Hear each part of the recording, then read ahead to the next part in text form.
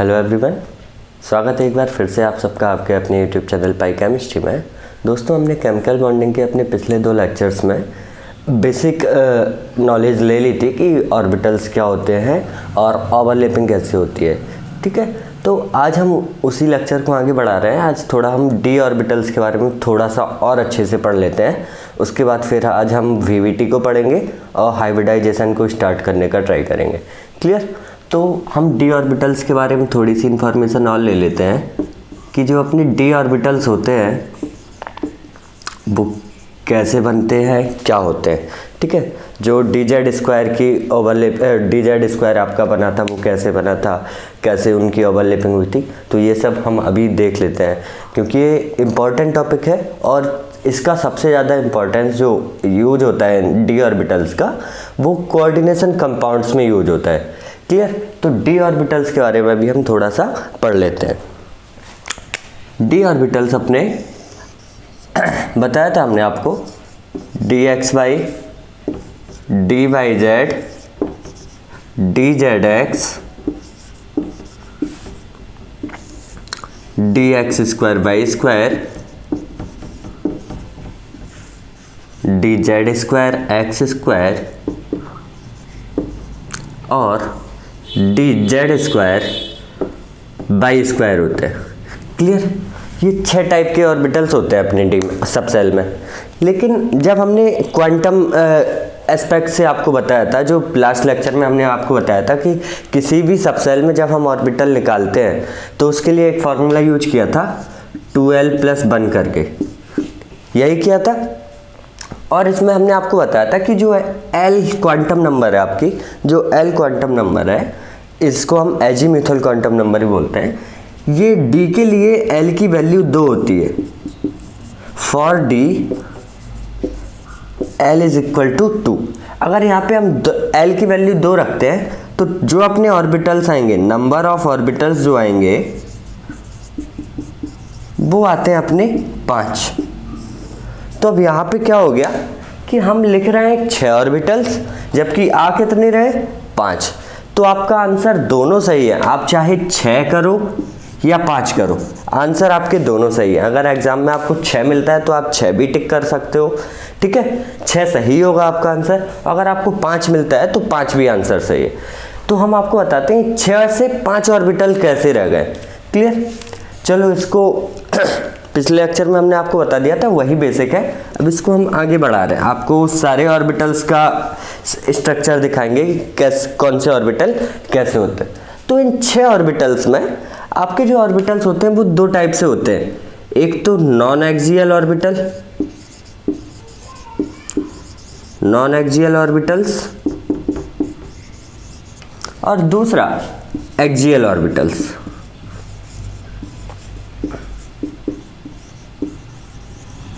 अब ये क्या होता है नॉन एक्सियल और एक्सियल? नॉन एक्सियल ऑर्बिटल्स ऐसे ऑर्बिटल्स होते हैं जो एक्सियल पे एक्सिस पे नहीं होते हैं, एक्सिस पे नहीं होते हैं। ठीक है, एक्सिस के बीच में होते हैं। जबकि एक्सियल ऑर्बिटल्स आपके ऐसे ऑर्बिटल्स होते हैं जो एक्सियल पे होते हैं, मतलब एक्सिस पे होते हैं। क्लियर? सो अब यहाँ पे जो आपके नॉन एक्सियल ऑर्बिटल्स होते हैं ये 3 होते हैं आपके, D X Y, D Y Z और डी जेड एक्स। क्लियर? और एक्सियल ऑर्बिटल्स भी आपके 3 होते हैं, D X square Y square, D Z square X square और तीसरा D Z square Y square. इतना आप नोट करिए, इसके आगे हम चलते हैं। तो अब हम नॉन एक्सियल ऑर्बिटल्स के बारे में पढ़ लेते हैं कि इनका क्या शेप होता है, कैसे होता है। सबसे पहले हम डी एक्स वाई को देखेंगे।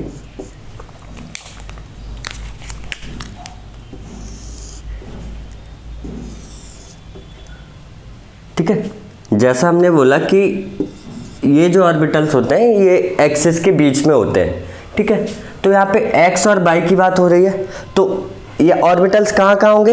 एक्स एक्सिस और वाई एक्सिस के बीच में होंगे। ठीक है, एक्स एक्सिस और वाई एक्सिस के बीच में होंगे। तो देखो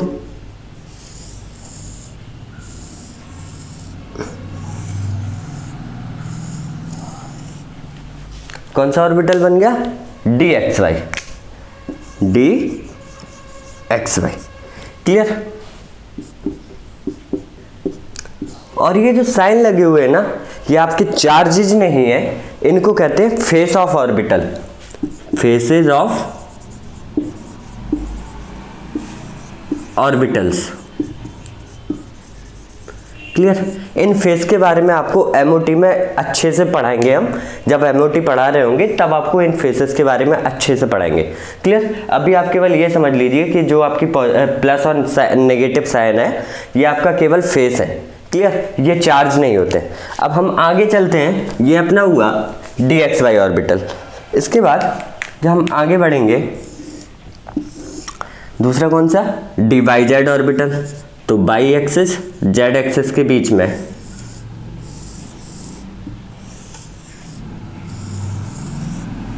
तो इस टाइप से जो भी ऑर्बिटल होगा वो अपना कौन सा होगा? D Y Z orbital. Clear? आगे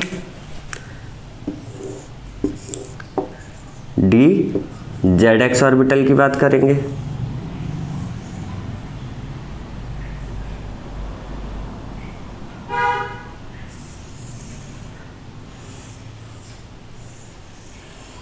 ये कौन सा हो गया?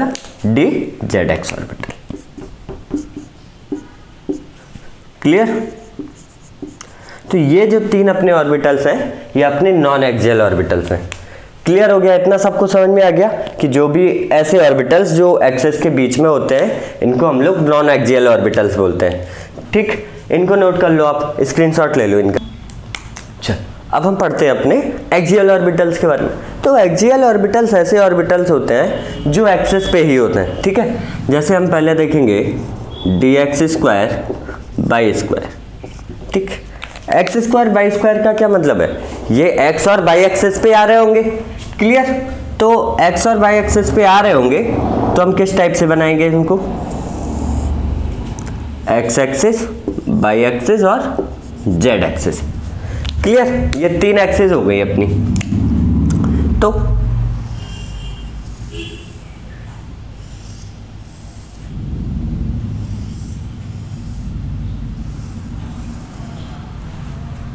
इस टाइप से आपके जो भी ऑर्बिटल्स होंगे, कौन से ऑर्बिटल हुए?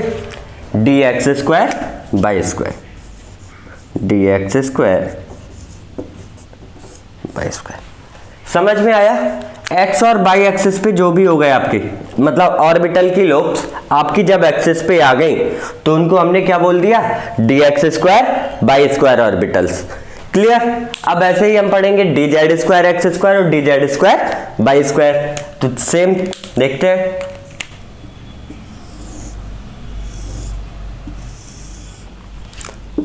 Z axis Y axis X axis.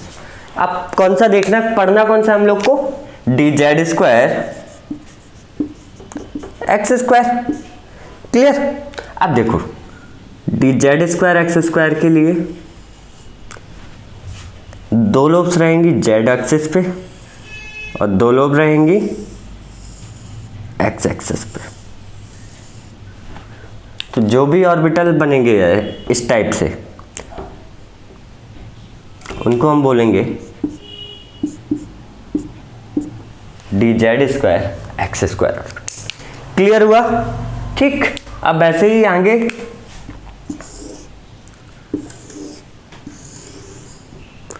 X axis Y axis और ये जेड एक्सिस। ठीक? एक्स एक्सिस हो गया, बाई एक्सिस हो गया, जेड एक्स हो गया। अब जेड और बाई बचा है तो जेड एक्सिस बाई एक्सिस पे देखते हैं। जेड एक्सिस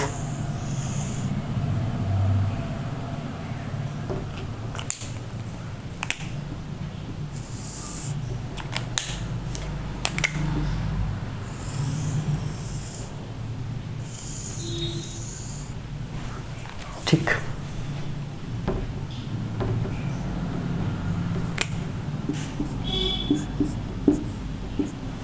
तो तो ये अपना कौन सा ऑर्बिटल बन गया है, जेड एक्सिस और बाई एक्सिस पे है, तो D Z square Y square.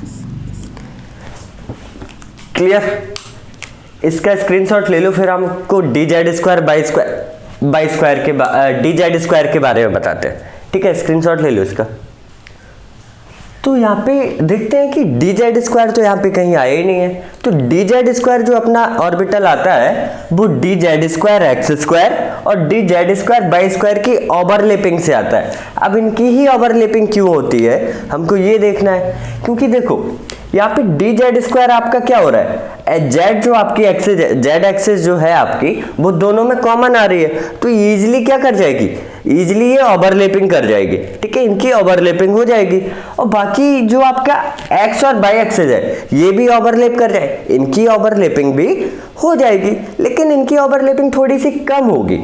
ठीक है, क्यों, क्योंकि ये एक्स एक्सिस पे हो, ये बाई एक्सिस, इनकी एक्सिस डिफरेंट है तो ओवरलैपिंग तो होगी लेकिन थोड़ी सी कम होगी, जबकि जेड एक्सिस आपकी इजीली ओवरलैप कर जाएगी क्योंकि सेम ही एक्सिस है। क्लियर, तो जब इनकी ओवरलैपिंग होगी तो इसका हम जो डी जेड स्क्वायर ऑर्बिटल है वो हम आपका यहाँ पे बना दे रहे हैं।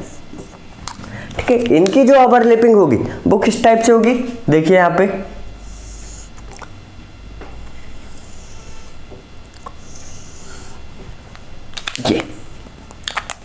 ये जेड एक्सिस है बाई एक्स। ठीक, तो ये ओवरलैपिंग है। यहाँ पे जेड की तो सीधी सीधी ओवरलैपिंग हो जाएगी, तो क्या हो जाएगा, ये जेड का जेड रहेगा। क्लियर, ओवरलैपिंग होने के बाद अब क्या होगा, जो आपकी बाई और एक्स होगा, बाई और एक्स होगा।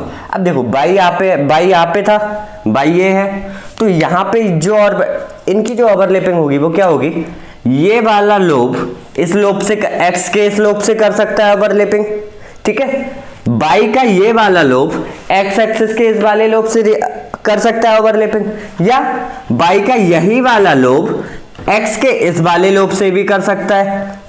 क्लियर, तो यही कंडीशन इसमें होगी, एक्स का ये वाला लोब इस वाले से भी कर सकता है और एक्स का ये वाला लोब इस वाले से भी, यानी दोनों ऑर्बिटल्स के एक लोब दूसरे ऑर्बिटल के दोनों लोब्स के साथ कर सकते हैं। तो क्या ये क्या हो जाएगा, बीच में इस टाइप से हो जाएगा कि यहां पे भी ओवरलैपिंग हो जाएगी और यहां पे भी, तो इस टाइप से एक रिंग बन जाती है, इस टाइप से एक रिंग बन जाती है। क्लियर, ये देखिए इस टाइप से एक रिंग बन जाती है इनकी।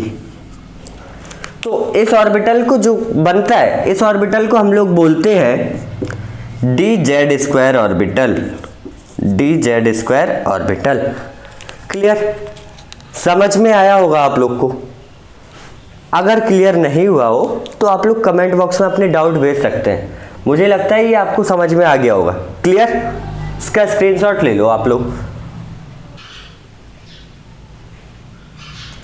तो ये जो आपका डी जेड स्क्वायर ऑर्बिटल बना है, तो इसी वजह से आपका जो हमने फॉर्मूला से निकाला था 12+1 वाले फॉर्मूला से आपके डी सब सेल के ऑर्बिटल्स निकाले थे, 5 आए थे ना, और यहां हमने देखे थे 6 थे। तो ऑर्बिटल्स तो आपके 6 ही थे, ऑर्बिटल्स तो आपके 6 ही थे, लेकिन D Z square X square और D Z square Y square orbitals की ओवरलैपिंग हो जाने की वजह से ये दोनों ऑर्बिटल एक ही ऑर्बिटल्स बना लेते हैं जिसका नाम है डी जेड स्क्वायर, और इसी वजह से जो आपके डी सबसेल में ऑर्बिटल्स होते हैं वो केवल 5 रह जाते हैं। क्लियर, इसीलिए क्या हो जाते हैं, ये दोनों ऑर्बिटल्स मिलके एक ही ऑर्बिटल को बना देते हैं। ठीक, तो ये दो ऑर्बिटल्स मिल जाते हैं तो एक ऑर्बिटल बनता है, इसी वजह से ये 6 की जगह 5 ऑर्बिटल्स ही रह जाते हैं। क्लियर हो गया, ठीक है, स्क्रीनशॉट ले लो आप इसका। तो वैलेंस बॉन्ड थ्योरी हम पढ़ते हैं। वैलेंस बॉन्ड थ्योरी के बारे में दो साइंटिस्ट थे, हिटलर और लंदन, इन दोनों साइंटिस्ट ने बताया था 1927 में। क्लियर, इन्होंने क्या कहा था कि जब भी आपके दो ऑर्बिटल आपस में ओवरलैप करेंगे, दो atomic orbitals 2 atomic orbitals overlap करेंगे तो क्या बन जाएगा आपका, एक कोवेलेंट बॉन्ड बन जाएगा। ठीक है, लेकिन इसके लिए क्या था, अब बैलेंस बॉन्ड थ्योरी आ रही है, तो बैलेंस बॉन्ड थ्योरी का मतलब है कि आपके जो भी इलेक्ट्रॉन्स होंगे बैलेंस इलेक्ट्रॉन होंगे। ठीक है, बाहर वाले इलेक्ट्रॉन्स, बाहर जो बैलेंस सेल के इलेक्ट्रॉन्स होंगे वही तो आपस में ओवरलैप करेंगे। ठीक है, तो वही ऑर्बिटल्स आपस में ओवरलैप करके क्या बनाएंगे, आपके कोवेलेंट बॉन्ड बना देंगे। दूसरा, इन्होंने बोला था कि ओवरलैपिंग जितनी अच्छी होगी, ओवरलैपिंग जितनी अच्छी होगी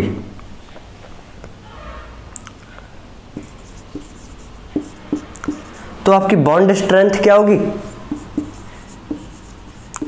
उतनी ही अच्छी होगी।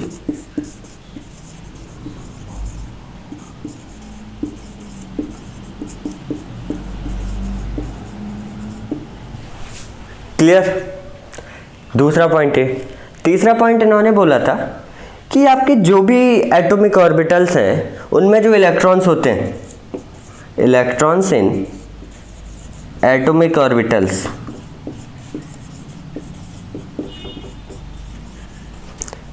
फॉर ओवरलैपिंग,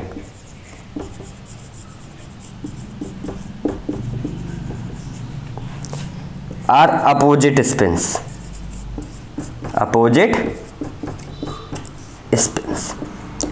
तो इन्होंने बोला था कि आपके ओवरलैपिंग के लिए जो भी इलेक्ट्रॉन्स होंगे और ऑर्बिटल्स में वो कैसे होने चाहिए, अपोजिट स्पिन के होने चाहिए। जब तक अपोजिट स्पिन के नहीं होंगे तो ओवरलैपिंग नहीं होगी। क्लियर, तो ये कुछ 3 पॉइंट्स इन्होंने दिए थे। इसके बाद ओवरलैपिंग हम पढ़ ही चुके हैं कि ओवरलैपिंग 2 टाइप की होती है। तो एक तो आपकी साइड वाइज ओवरलैपिंग हो जाती है और एक हेड ऑन ओवरलैपिंग। जब हेड ऑन ओवरलैपिंग होती है तब आपका सिग्मा बॉन्ड बनता है, और जब भी आपकी साइड वाइज ओवरलैपिंग होती है तब आपका क्या बनता है, पाई बॉन्ड बनता है। ये हमने पिछले लेक्चर में अपना कंप्लीट कर लिया था। तो अगर आपको साइड वाइज ओवरलैपिंग और हेड ऑन ओवरलैपिंग समझनी है तो आप लोग पिछला लेक्चर जाके देख लीजिए, वहां से आपको ओवरलैपिंग क्लियर हो जाएगी। ठीक है, तो बैलेंस बॉन्ड थ्योरी की ये 3 पॉइंट कुछ मेन पॉइंट थे। इसी के बेस पे हिटलर और लंदन ने पूरी बीबीटी को समझा दिया था।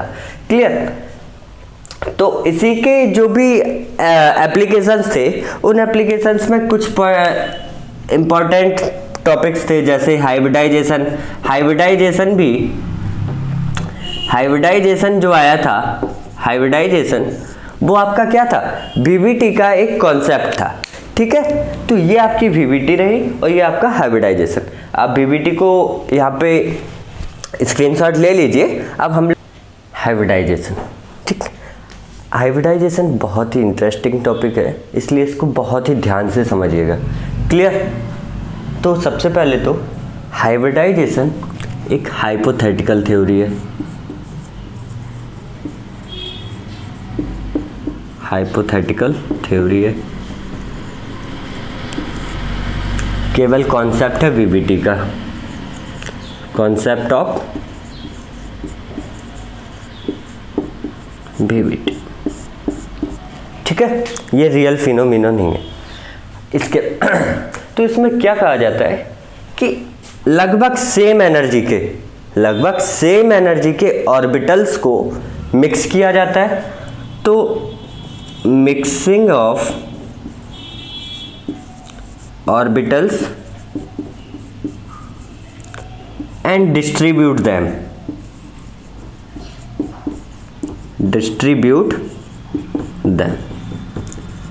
लगभग सेम एनर्जी के ऑर्बिटल्स को मिक्स किया जाता है और उनको डिस्ट्रीब्यूट किया जाता है। ठीक, तो जो भी ऑर्बिटल्स बनते हैं वो कैसे बनते हैं, आपके सेम शेप के बन जाते हैं, सेम शेप और सेम एनर्जी के बन जाते हैं। जो भी नए ऑर्बिटल बनते हैं हाइब्रिड होने के बाद उनकी एनर्जी और शेप कैसे होते हैं, सेम होते हैं। क्लियर, ये अपना हाइब्रिडाइजेशन का एक थ्योरी है। ठीक, अब इनका हाइब्रिडाइजेशन का जो क्राइटेरिया है वो कैसे है, और समझेंगे कि ये ऑर्बिटल्स कैसे से क्या मिक्स होंगे और कैसे ये डिस्ट्रीब्यूट होंगे। ठीक है, तो इसको समझने के लिए हम आगे बढ़ते हैं। इसको समझने के लिए हम आगे बढ़ते हैं। जैसे हमने पढ़ा, कार्बन को लेके चलते हम लोग। एक साइंटिस्ट थे, हाइब्रिडाइजेशन को एक साइंटिस्ट ने बताया था जिसका नाम था पॉलिंग।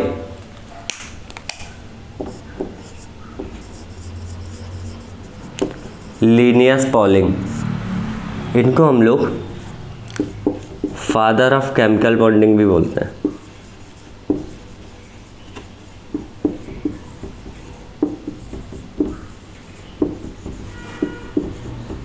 ठीक है, इन्होंने ही हाइब्रिडाइजेशन के बारे में सबसे पहले बताया था 1931 में। ठीक है, कैसे बताया था इन्होंने CH4 को लिया था। क्लियर। और CH4 के बाद इन्होंने CH4 की जो भी ज्योमेट्री थी वो ज्योमेट्री बता दी थी विदाउट किसी स्पेक्ट्रोस्कोपी के, विदाउट स्पेक्ट्रोस्कोपी।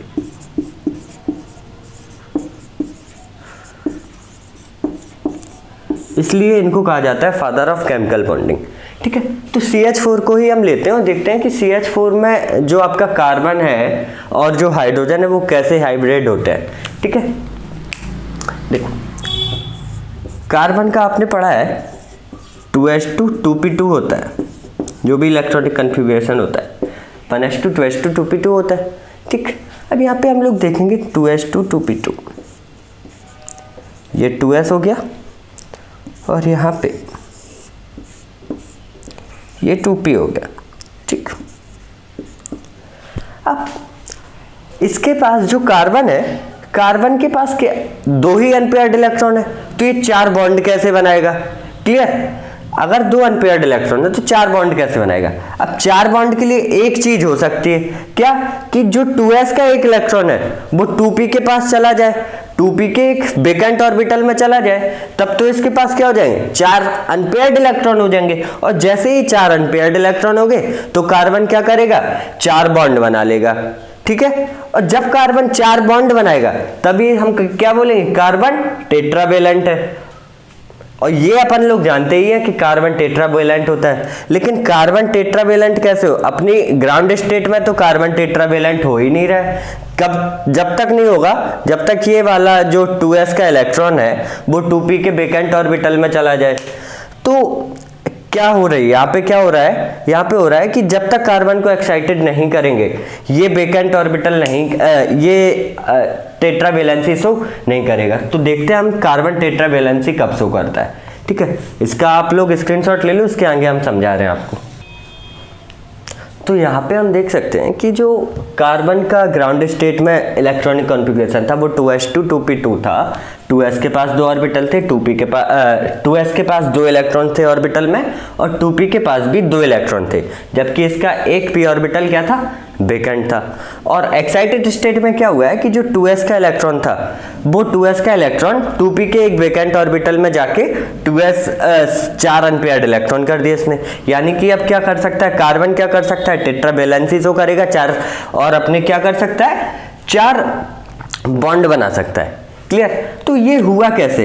एक्साइटेड स्टेट में तो हमने कभी नहीं पढ़ा, कि हम हमेशा यही पढ़ते हैं कार्बन क्या होता है टेट्रावेलेंट होता है, जबकि ये तो नहीं पढ़ा है कि कार्बन एक्साइटेड स्टेट में टेट्रावेलेंट होता है। तो हम लोग यहाँ से क्या करेंगे कि जो 2s और 2p के बीच एनर्जी पढ़ी हमने, एनर्जी हमने जो पढ़ी है वो क्या पढ़ी है कि जो ns और np के बीच में एनर्जी होती है, ns ऑर्बिटल और np ऑर्बिटल्स के बीच में जो एनर्जी डिफरेंस होता है, एनर्जी डिफरेंस होता है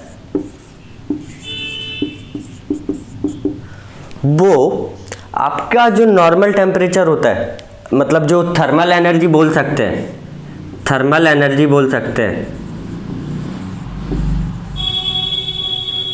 इससे भी कम होता है। तो इलेक्ट्रॉन का जो इलेक्ट्रॉन जो 2p और ns ऑर्बिटल से np ऑर्बिटल में जा रहा है वो इजीली चला जाता है बिना किसी एनर्जी को दिए हुए। जो भी एक्साइटेड होता है इलेक्ट्रॉन वो बिना किसी एक्स्ट्रा एनर्जी को दिए हुए ही क्या हो जाता है, NS से NP में चला जाता है। उसका रीजन क्या है कि जो आपका एनर्जी डिफरेंस होता है NS और NP ऑर्बिटल्स के बीच में, वो क्या होता है, थर्मल एनर्जी से भी कम होता है। जबकि जो NS और ND ऑर्बिटल के बीच का एनर्जी डिफरेंस होता है वो एनर्जी डिफरेंस थोड़ा ज़्यादा हो जाता है। उस वजह से हम लोग को और इलेक्ट्रॉन को एक्साइटेड करने के लिए कुछ एनर्जी देनी पड़ती है एक्स्ट्रा। इसी वजह से जो आपका कार्बन होता है, कार्बन का जो 2s वाला इलेक्ट्रॉन होगा वो 2p के वेकेंट ऑर्बिटल में इजीली चला जाता है और इसीलिए ये क्या कर देते हैं, कार्बन क्या करता है, टेट्रावेलेंसी शो करता है। क्लियर। अब कार्बन ने टेट्रावेलेंसी शो करी तो ये हाइड्रोजन आ गया। अब ये 4 हाइड्रोजन है, CH4 की बात कर रहे थे ना हम, तो CH4 को लेके ही बात कर रहे थे। तो ये 4 हाइड्रोजन, अब 4 हाइड्रोजन ये कंफ्यूजन में होंगे कि वो 2s के पास जाए या 2p ऑर्बिटल्स के पास जाए। अब यहाँ पे एक बात बहुत अच्छी है कि जो 2s से जब 2p में इलेक्ट्रॉन गया तो क्या हुआ, आपस में इन्होंने मिक्सिंग कर ली, आपस में इन्होंने क्या कर ली, मिक्सिंग कर ली। तो 2s की कुछ प्रॉपर्टी 2p के पास पहुंच गई होंगी, 2s की कुछ प्रॉपर्टी 2p के पास पहुंच गई होंगी और 2p की कुछ प्रॉपर्टी 2s के पास पहुंच गई होंगी। तो इसका मतलब क्या है, इन दोनों ऑर्बिटल ने लगभग सेम एनर्जी के इन दो ऑर्बिटल्स ने आपस में क्या कर लिया, मिक्सिंग कर ली और एक दूसरे में क्या हो गए, रिडिस्ट्रीब्यूट हो गए। कैसे हो गए, सेम शेप और सेम एनर्जी में, सेम एनर्जी के ऑर्बिटल्स में क्या हो गए, रिडिस्ट्रीब्यूट हो गए। इसी को हमने क्या बोला था, हाइब्रिडाइजेशन। क्लियर। तो हाइब्रिडाइजेशन थ्योरी समझ में आई आपको। ठीक। तो ये जो 4 हाइड्रोजन होंगे वो कहीं भी जा सकते हैं, क्यों, लगभग चारों ऑर्बिटल्स आपके कैसे हो गए, सेम एनर्जी और सेम शेप के हो गए। ठीक। तो इसी टाइप से जो हाइड्रोजन था इसने यहाँ पे जाके यहाँ पे जो कार्बन के ऑर्बिटल्स थे यहाँ पे जाके जुड़ गया और CH4 का फॉर्मेशन हो गया। इतना क्लियर हो गया सबको। स्क्रीनशॉट ले लो, इसके बाद आगे बढ़ते हैं। चल अब हाइब्रिडाइजेशन का क्राइटेरिया पढ़ते हैं। तो हाइब्रिडाइजेशन का क्राइटेरिया क्या है कि जो भी आपके नए ऑर्बिटल्स बनते हैं मिक्सिंग के बाद, न्यूली फॉर्म्ड ऑर्बिटल्स, उनको हम लोग कहते हैं हाइब्रिड ऑर्बिटल।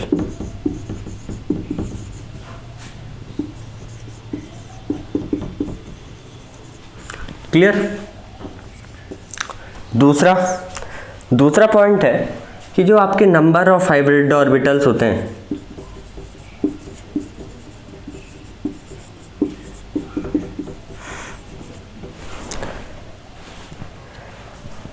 जो भी नंबर ऑफ हाइब्रिड ऑर्बिटल्स होंगे वो हमेशा आपके पार्टिसिपेटिंग ऑर्बिटल्स के इक्वल होंगे। नंबर ऑफ पार्टिसिपेटिंग ऑर्बिटल,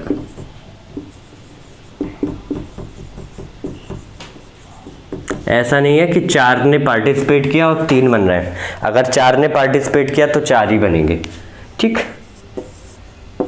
और जो हाइब्रिड ऑर्बिटल होते हैं उनका डायरेक्शनल नेचर के बनते हैं।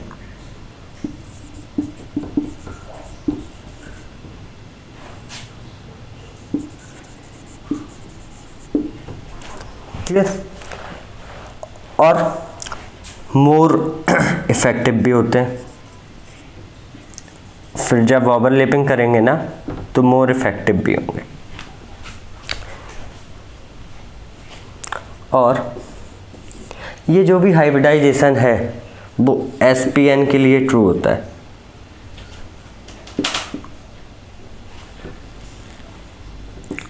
True only for SPN type. ये 4 आपकी क्राइटेरियाज हैं कि कैसे कैसे हाइब्रिडाइजेशन क्या होगा। और यहाँ पे जो N है, N का मतलब है हाइब्रिडाइजेशन इंडेक्स। ठीक। तो हाइब्रिडाइजेशन के बारे में आज हमने बेसिक इन्फॉर्मेशन ले ली है। तो जो भी नेक्स्ट लेक्चर होगा उसमें हम हाइब्रिडाइजेशन को और अच्छे से क्लियर कर देंगे आपको, ठीक है। तो अगर लेक्चर पसंद आए तो लाइक कीजिए, सब्सक्राइब कीजिए, शेयर कीजिए। Thank you.